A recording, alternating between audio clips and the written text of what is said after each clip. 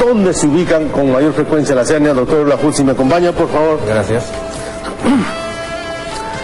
Explíquenos, doctor, qué cosa es una hernia y dónde se presentan con mayor frecuencia. Bueno, la hernia es la protrusión del contenido abdominal, o sea, intestinal, a través de la pared abdominal, ¿no? Primero, para conocer sobre las hernias, es conocer un poco de la anatomía de la pared abdominal. Tenemos la línea media o la línea alba que separa ambos músculos rectos abdominales. Tenemos la cicatriz umbilical y tenemos la región inguinal. Sabiendo esto, tenemos los diferentes tipos de hernia. Por ejemplo, si uno tiene una hernia por encima del ombligo, en la línea media se llama hernia epigástrica. Si sale un bulto por ahí. Si tenemos una hernia que protruye por el ombligo, se llama hernia umbilical. Si tenemos una hernia que protruye por la región inguinal, se llama la hernia inguinal, que son orificios naturales con los que uno nace, pero estos orificios por determinados factores se van dilatando durante la vida. Y la hernia crural, que está por debajo de la región inguinal. Aparte tenemos unas hernias que son menos frecuentes, que son de la línea paramediana, que se llama hernia semilunar de Spiegel, ¿no? De todas estas 4 tipos de hernias por la ubicación, ¿cuál es la más frecuente? Las más frecuentes son la hernia inguinal y en segundo lugar la hernia umbilical. Perfecto. Doctor, en estos lugares donde se da la eventración o la hernia, ¿es acaso agujeros virtuales que se abren con el tiempo por algunos factores de riesgo? En realidad no son agujeros virtuales, son agujeros incisionales, ¿no? Para que se llame una hernia incisional o eventración, el cirujano tiene que haber cortado previamente la pared abdominal. No es algo con lo que viene el paciente, sino es algo que por una cirugía se le produce el corte y posteriormente este corte con los años se abre y por ahí protruye el contenido. Digamos que uno de los factores de riesgo son las cirugías abdominales previas. Exacto. Para las eventraciones. ¿Qué factores de riesgo hay, doctor? En general, para las hernias inguinales y umbilicales, los factores de riesgo son, por ejemplo, en la mujer multigesta, ¿no? Muchos embarazos. Otro es para ambos sexos la obesidad. En los hombres que tienen prostatismo crónico es un factor de riesgo para las hernias inguinales o también los pacientes tosedores, fumadores crónicos, ¿no? Que esto hacen que debiliten la pared abdominal, ¿no? ¿Es más frecuente en hombres o en mujeres? Depende, la hernia umbilical es más frecuente en la mujer y las hernias inguinales son más frecuentes en los varones. Las hernias crurales son más frecuentes en la mujer también, la que está por debajo de la región inguinal, ¿no? O sea que las mujeres umbilical, crural y en los hombres la inguinal. La inguinal. Perfecto. Pero también hay hernias que son congénitas, ¿no? En los niños. Sobre todo en los niños. ¿Es muy frecuente, doctor?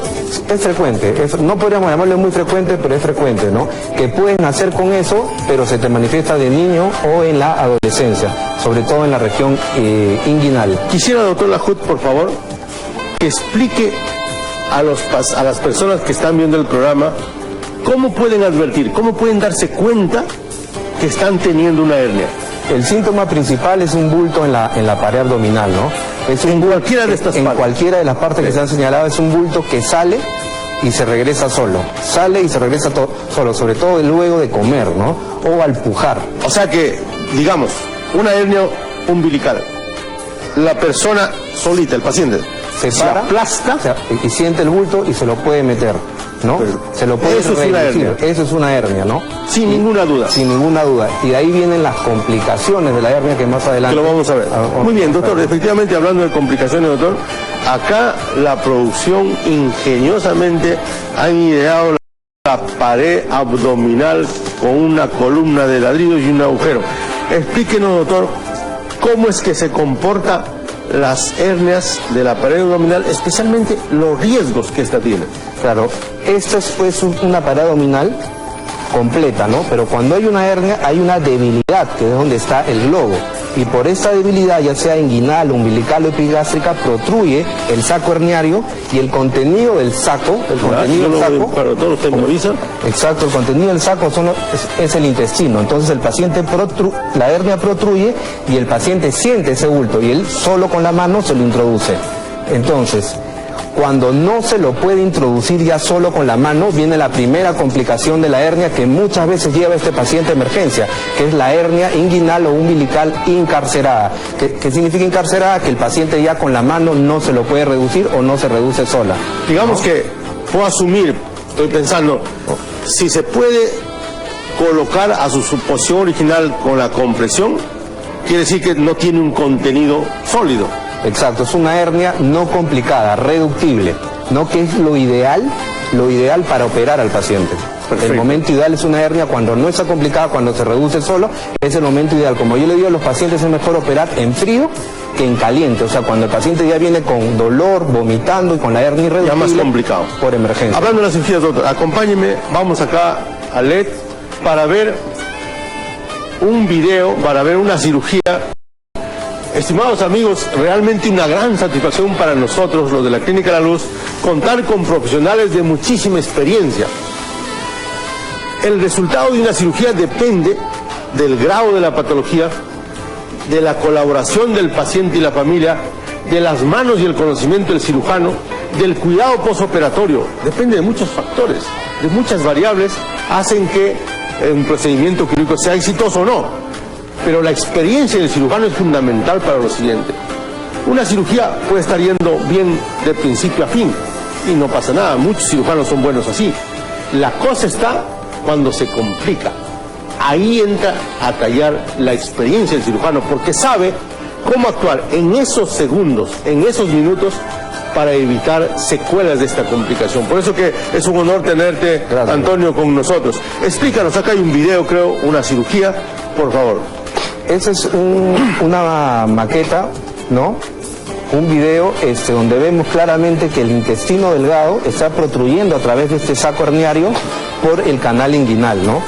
¿Qué es lo que hacemos nosotros para reparar la hernia? La hernia la reparamos de dos maneras. Por una manera convencional, que es con un corte de más o menos 5 centímetros en la región inguinal, y por ahí se introduce el saco y se pone un parche, en este caso una malla. Y también tenemos las hernias inguinales de reparación laparoscópica, que es como estamos viendo en el video, que lo hacemos a través de la cavidad abdominal, igualito como operamos la vesícula, igual como operamos el apéndice por vía laparoscópica, y colocamos por vía laparoscópica la malla tapando el hueco, el anillo inguinal o el anillo umbilical, para que por ahí no vuelva a protruir el intestino, ¿no? Excelente, o sea que, ¿qué cosa va a estar contenido en una hernia ya complicada?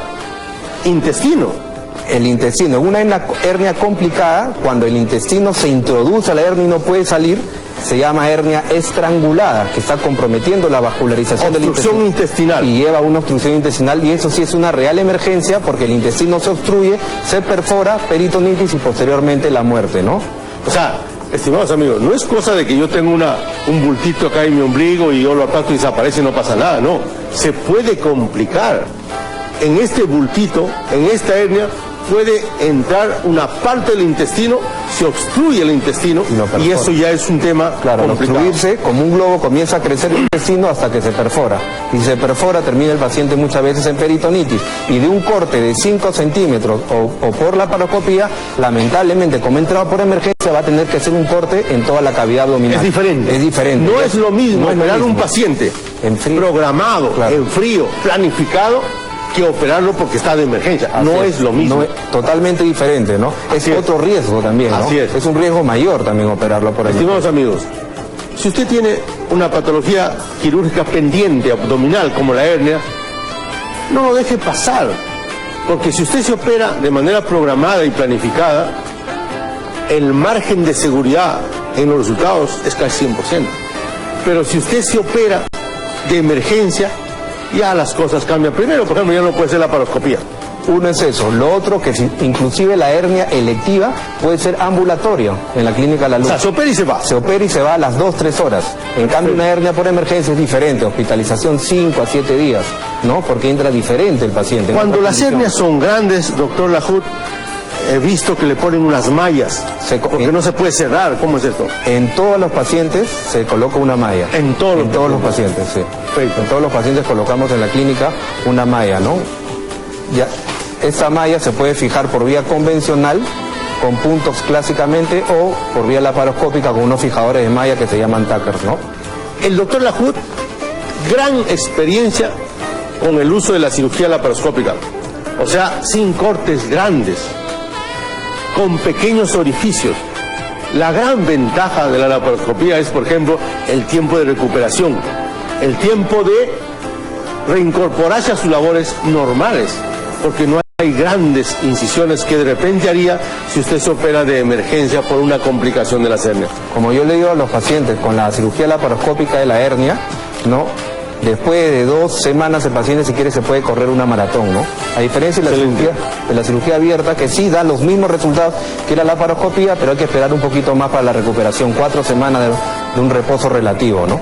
Aquellos hombres que ganan la canasta familiar trabajando, cargando ladrillos y demás, como así es el Perú en la parte del interior y en Lima también, ¿estos hombres están en riesgo de hacer hernias? Claro, mucho personal de construcción civil tiene el riesgo de sufrir de hernias de la pared abdominal por el peso que cargan durante muchos años, ¿no? Aquellos caballeros aficionados al gimnasio. Si una persona hace gimnasio desde los 18, 16 años y va levantando el peso de manera progresiva, no tiene que sufrir ningún tipo de hernia. Pero si una persona de 30 años, de 28 años o de 40 años, que son los nuevos 30 años, se mete en un gimnasio y quiere levantar de frente 30 kilos, él sí va a sufrir de hernia inguinal, ¿no? O de hernia umbilical. A mayor edad hay que alzar menos peso. Menos peso, así es. Así es. Sí. Doctor Lajún, muchas gracias. Un honor siempre.